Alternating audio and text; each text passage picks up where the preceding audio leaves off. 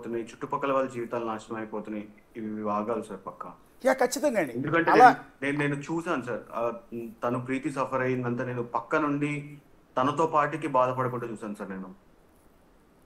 ఒక్కసారి drug addict అయితే మరుసటి రోజు ఆ మత్తు దిగిపోయిన తర్వాత మళ్ళీ డ్రగ్ ఇంజెక్ట్ చేయకపోతే ఆ బాడీ యాక్సెప్ట్ చేయదండి.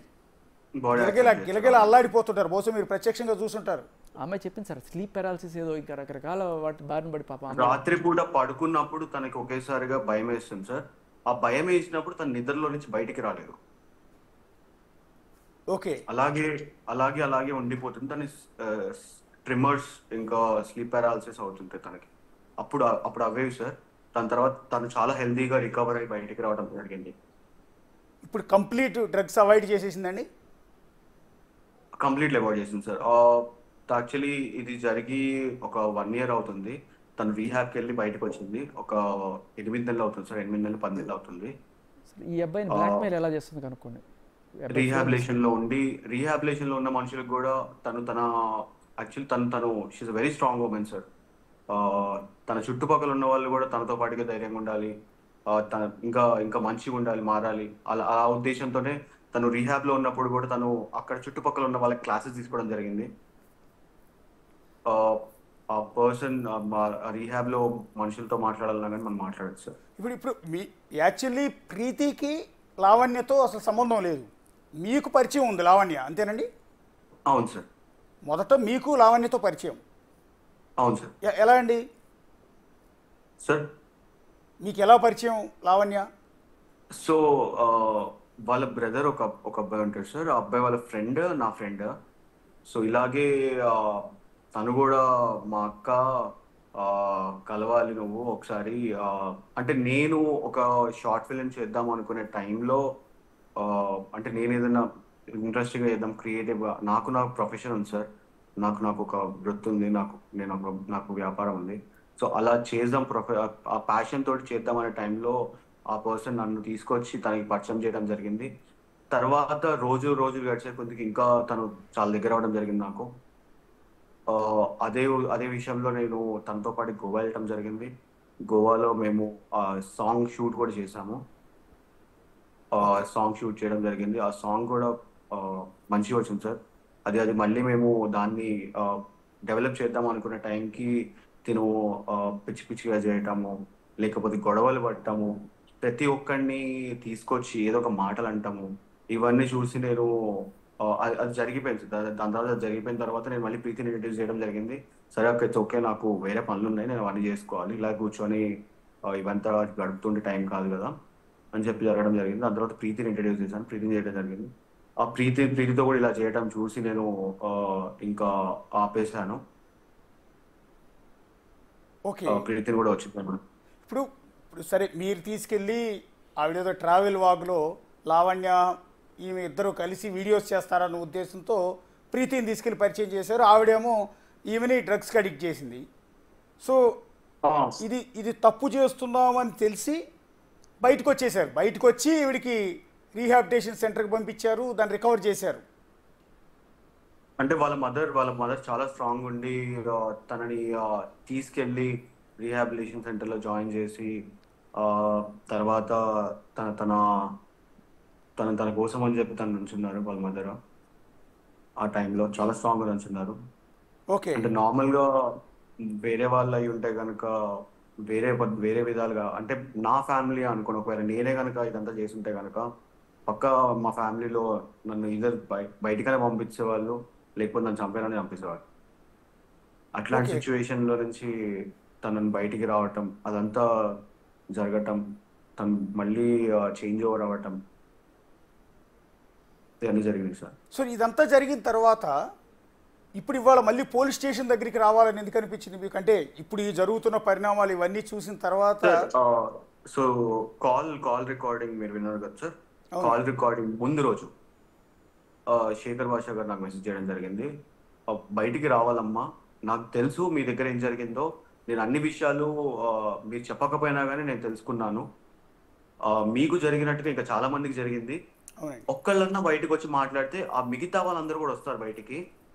సో ఎవరో ఒకరు స్ట్రాంగ్ వచ్చి మాట్లాడాలంటే నేను ఆ రోజు నాకు నిజంగా భయం వేసింది సార్. వద్దు, ఈమెని ఆల్రెడీ మనం చూసాము, ఆల్రెడీ మనం ఫేస్ చేసాము, ఈమెతో పెట్టుకుంటే ఏమవుతుందో మనకు తెలుసు, ఆమె ఆమె ఆమె ఆమె జీవితాలను ఎంత రూయిన్ చేస్తుందో మనకు తెలుసు. వద్దు మనకి ఇదంతా. అట్లీస్ట్ ఆమెకు చెప్పేసి మనం దీంట్లో క్లోజ్ అయిపోయి దీంట్లో వదిలేస్తే అయిపోతుంది మనకి అని చెప్పి ప్రీతి తనకు కాల్ చేయడం జరిగింది. తను టచ్ లో ఉంటుంది సార్. Okay. రాత్రి 12కి 1కి 2కి కూడా ఫోన్లు చేస్తుంటది. ఓకే. సో అలా అలా అదే విషయంలో ప్రీతి కాల్ చేయడం జరిగింది. తర్వాత ప్రీతి కాల్ బ్యాక్ చేసింది. కాల్ బ్యాక్ చేసి ఇట్లా శేఖర్ భాష మెసేజ్ చేశారంట, అది ఇది అని చెప్పారు. మీరు విన్నారు సార్. సో నాకు కూడా తెలియదు అది. దాని తర్వాత ప్రీతి వచ్చి మళ్ళీ నాకు చెప్పడం జరిగింది. అలా ఎందుకు చెప్పావు ప్రీతి, ఆ అమ్మ గురించి తెలిసిన తర్వాత కూడా మనకి ఇదే చేయడం వద్దు కదా అంటే, ఇంక చెప్పేశాను, నాకు తెలియదు కదా అసలు ఏమవుతుందో, మనం ఇప్పటిదాకా ఫేస్ చేసిన ఇష్యూస్ చాలా ఉన్నాయి, మళ్ళీ రేపొద్దున తను నా మీద ఏదైనా చేస్తే నేను తట్టుకోలేను ఈసారి, అందుకే చెప్పేశాను అని చెప్పి తను చెప్పడం జరిగింది నాకు. దాని తర్వాత నేను మళ్ళీ శేఖర్ భాష గారిని రీచ్ అయ్యాను. దాని తర్వాత ఏమైందంటే సార్, ఈ విషయం తనకు తెలిసింది, నేను శేఖర్ భాషతో మాట్లాడానని చెప్పి, శేఖర్ భాష గారితో మాట్లాడానని చెప్పి తెలిసిన తర్వాత నన్ను ప్రీతి పేరు మీద ఒక ఫేక్ అకౌంట్ ఓపెన్ చేసింది sir. Okay. Fake account open చేసి దాంట్లో కొంచెం అసభ్యకరమైన వర్డ్స్ రాయటము, తన ఫోటోలు పెట్టడము, తన ఇన్స్టాగ్రామ్ నుంచి తీసుకొని ఫోటోలు పెట్టడము. ఇప్పుడు మీ న్యూస్ ఛానల్స్ అందరికీ పంపించింది కూడా తానే సార్, 100%. ఎందుకంటే ఇప్పుడు మనిషి ముఖం కవర్డ్ ఉంది, అంతా covered. Without showing my face. Yeah, of course. Can I talk? నేను ఎందుకు భయపడి ప్రీతి మాట్లాడుతుందంట. Yeah, yeah. చెప్పండి ప్రీతి గారు. పర్లేదు నాన్న, మాస్క్ పెట్టుకుని రా నువ్వు. మాస్క్ పెట్టుకుని రండి, పర్లేదు. మీ ముఖమేం కనిపించకుండా చున్నీ అయినా ముఖానికి అడ్డు పెట్టుకోండి, ఇబ్బంది ఏం లేదు. యాక్చువల్ గా నేను తనతో మాట్లాడాల్సిన రీజన్ ఎందుకు అంటే, ఓకే, తన దగ్గర ఉదయ్ ఫోన్ ఉందన్న విషయం నాకు తెలుసు.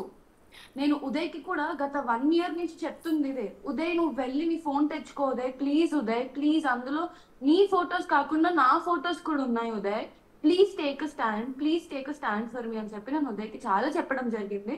ఉదయ్ కూడా పాపం చాలా ట్రై చేశాడు, తన ఇంటికి వెళ్ళి నువ్వు రా ఇస్తా అని చెప్పి ఉదయ్ ఇంటికి పిలిచేది ప్రతిసారి, కానీ ఈ రోజు ఫోన్ ఇవ్వలేదు తనకి. మొన్న కూడా నాతో ఏం చెప్పిందంటే ఫోన్ ఇచ్చేస్తా అని చెప్పింది. దాని వల్లనే ప్రీతి మాట్లాడడం జరిగింది, ఆ ఫోన్ కోసం అని చెప్పి మాట్లాడడం జరిగిందండి. ఈ ఫోన్ కూడా 1 సంవత్సరం క్రితం నేను ఒకవేళ ఓకేనండి, ఓకే మీరు మాట్లాడారు, ఆవిడతో మీకు పరిచయం ఉంది కాబట్టి ఏదో చెప్పాలనే ఉద్దేశంతో చెప్పారు. ఆవిడ ఆ కాల్ రికార్డ్ చేస్తుంది, ఆ రికార్డ్ చేసిన వాయిస్ని అందరికీ పంపుతుందని ఎక్స్పెక్ట్ చేశారా మీరు? వాళ్ళకి తెలుసు ఆ విషయం. లేదు సార్, నేను అంటే నాకు తెలుసు తను ఇలా కాల్ రికార్డింగ్స్ చేసుకుంటుంది, ఇలా చేస్తుందని చెప్పి. అంటే నేను ఇలా బయటకి వేస్తుంది అని అయితే ఏ రోజు ఎక్స్పెక్ట్ చేయలేదు sir. I was so scared. అంటే సార్ ఒకవేళ నాకు కూడా అలాంటి బుద్ధి ఉండుంటే, తిని ఇలా చేస్తుంది ఏదన్నా రోజు అని నాకు తెలిసి ఉండుంటే, ఖచ్చితంగా నేను కూడా అన్ని కాల్ రికార్డింగ్స్, అన్ని వీడియో రికార్డింగ్స్ చేసుకునేదాన్ని సార్. మాకు అలాంటి ఇంటెన్షన్ ఏ రోజు లేదు సార్. ఒక మనిషిని ఇలా బయట వేయాలి, ఇలా చెయ్యాలి అని చెప్పి నాకైతే ఆ ఇంటెన్షన్, అసలు ఇలా చేస్తారని చెప్పి కూడా నాకు తెలియదు సార్. జనాలు ఇంత దారుణంగా ఉంటారని కూడా నాకు తెలియదు, ఇలా ఇన్ని ఫాల్స్ ఎలిగేషన్స్ వేస్తారని కూడా నాకు తెలియదు సార్. నేను ఏ రోజు కూడా ఒకరి ప్రైవసీ గురించి కానీ ఒకరి దీని గురించి కానీ నేను ఏ రోజు ఎవరిది తీసుకోలేదు. తను ఇప్పటికీ కూడా సార్ నా ఫ్రెండ్స్ నంబర్స్ తనకి ఎలా వస్తున్నాయో నాకు తెలియదు. నా ఫ్రెండ్స్ అందరికి కాల్ చేసి మేము ఎస్ఓటి నుంచి కాల్ చేస్తున్నాం, మీ వీడియోస్ కూడా మా దగ్గర ఉన్నాయని వాళ్ళని కూడా బెదిరిస్తుంది సార్. అండ్ నా ఫొటోస్ వీడియోస్ ఏవైతే తన దగ్గర ఉన్నాయో దట్ ఈస్ జస్ట్ మీ. అంటే ఇప్పుడు ఒక నార్మల్ హ్యూమన్ బీయింగ్ సోషలైజ్ అవ్వడం తప్ప సార్, దాంట్లో నేనేం తప్పు చేయట్లేదు కదా సార్. ఆ వీడియోస్ అన్ని మీరు వేస్తుంటే this is defaming me sir. This is what she wanted and this is what she is doing. Sir అయిపోయింది, చేసేసింది. ఇంకేముంది సార్, నా ఫేస్ లీక్ అయింది, నా ఫొటోస్ లీక్ అయ్యాయి, అన్ని లీక్ అయిపోయాయి. ఇంకేముంది సార్ ఇంతకంటే నా డిఫేమ్ చేయడానికి? ఖచ్చితంగా తప్పండి. ఇది కాదు, చాలా పెద్దది సార్. ఇవన్నీ మా ఫ్యామిలీ తీసుకోలేదు. ఇది తనకి day 1 నుంచి తెలుసు. తనకి నా పర్సనల్ విషయాలు అన్ని తెలుసు.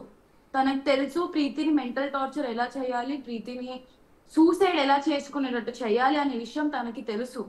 అందుకే తను ఇవన్నీ చేస్తుంది సార్. తన దగ్గర ఫోన్ ఉన్నంత వరకు మిస్యూజ్ చేస్తూనే ఉంటుంది ఆ ఫోన్ ని. తన ఫోన్ కూడా మిస్యూజే చేస్తుంది సార్. తన దగ్గర అసలు తన ఫోన్ తీసుకొని చూడండి సార్, ఎంతమంది పర్సనల్ డేటా ఉన్నాయి, ఎంతమంది ప్రైవేట్ ఫొటోస్ ఉన్నాయి, అవన్నీ చూడండి మీరు.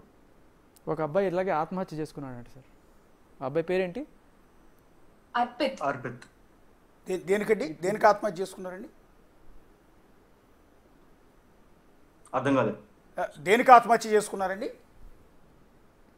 సో బేసిక్గా ఆ అబ్బాయి కూడా చాలా లాంగ్ బ్యాక్ అండి ఇది జరిగింది, మాకంటే ముందు జరిగింది. ఆ అబ్బాయి కూడా ఇలాగే డ్రగ్స్ బారిన పడటం జరిగింది తినతో పాటికే. అండ్ తను ఈ అమ్మాయితో రిలేషన్షిప్లో ఉండేవాళ్ళు అనుకుంటా. సో అట్లాంటి సిచ్యువేషన్లో వీళ్ళిద్దరికి ఏదో గొడవలు అయ్యి తనని కూడా మెంటల్ గా బ్రేక్ డౌన్ చేసి అతను తన ఇంటి గోడ పైన గిల్లు లావణ్య అని చెప్పి రాసి చనిపోయాడు. సూసైడ్ చేసుకొని చనిపోయాడు సార్ ఆయన. ఇప్పుడు ప్రీతి గారు, మీరు లావణ్య వల్ల ఎలా సఫర్ అయ్యారండి? ఓపెన్గా చెప్పండి. అంటే ఇవాళ మీరు మీ జీవితాన్ని కూడా పణంగా పెట్టి నేను డ్రగ్స్ తీసుకున్నాను ఆవిడ వల్ల, దాని నుంచి బయటపడ్డాను అంటూ పోలీస్ స్టేషన్ వరకు వచ్చారు అంటే మీరు చాలా ధైర్యవంతులు. మీకు నిజంగా హ్యాట్స్ ఆఫ్. ఎందుకంటే ఎంతోమంది జీవితాలతో ముడిపడి ఉంది ఈ వ్యవహారం. అయినా కూడా 23 ఏళ్ల అమ్మాయి ధైర్యంగా పోలీస్ స్టేషన్కి వచ్చిందంటే మీడియా అందరి తరపున మీకు మేము నిజంగా అప్రిషియేట్ చేస్తూ ఉన్నాం. సో ఈ నేపథ్యంలో అసలు ఎలా సఫర్ అయ్యారు, ఎలా డ్రగ్కి అడిక్ట్ అయ్యారు? సార్ తనే నాకు నోట్లో కుక్కి మరి చేపించిన రోజులు కూడా ఉన్నాయి సార్. నేను నిద్రపోతుంటే నన్ను లేపి మరి గుంజుకొచ్చి చేపించిన రోజులు ఉన్నాయి. దీనికి సంబంధించిన ఆడియో రికార్డింగ్స్ ఇవన్నీ కూడా నా దగ్గర ఉన్నాయి సార్. అండ్ లైవ్ సాక్షి నేనే చెప్తున్నాను. అండ్ ఉదయ్ కూడా ఉన్నాడు ఆ రోజు. ఉదయ్ ముందే చేసింది ఇదంతా కూడా. అక్కడ మిగతా వాళ్ళు చాలా 3-4 పీపుల్ కూడా ఉన్నారు. నేను ఇప్పుడు నన్ను బయటికి తీసుకొచ్చింది సార్. నా పేరు తీసి నన్ను బయటికి తీసుకొచ్చింది తనే సార్. నేను వేరే సార్ ఎవరి లైఫ్ లో వాళ్ళకి ప్రాబ్లమ్స్ ఉంటాయి సార్. వాళ్ళని కూడా ఇలా రోడ్డుకి లాగలేను కదా సార్ నేను. మీరు చూసారు కదా, మీరు రండి, మీరు చెప్పండి అని చెప్పి వాళ్ళ జీవితాలు కూడా నేను రోడ్డుకి వేయలేను కదా సార్ తనలాగా. టోటల్గా మీతో పాటు ఎంతమంది ఇలా డ్రగ్ అడిక్ట్ అయ్యారండి? పేర్లు వద్దు, ఎంతమంది అండి? అంటే లావణ్య గారి దగ్గర డ్రగ్స్ తీసుకుని వాటికి అడిక్ట్ అయ్యి ఎంతమంది ఉంటారు సార్? ఉండడం అయితే నాకు తెలిసినంత వరకు తిను నాతో చాలా గేమ్స్ ఆడింది సార్. చాలా manipulative. She's a psychopath, she's a sadist sir. ఎప్పుడు చూసినా అంటే ఒకడు ఏడుస్తుంటే తనకు నవ్వు వస్తుంది సార్.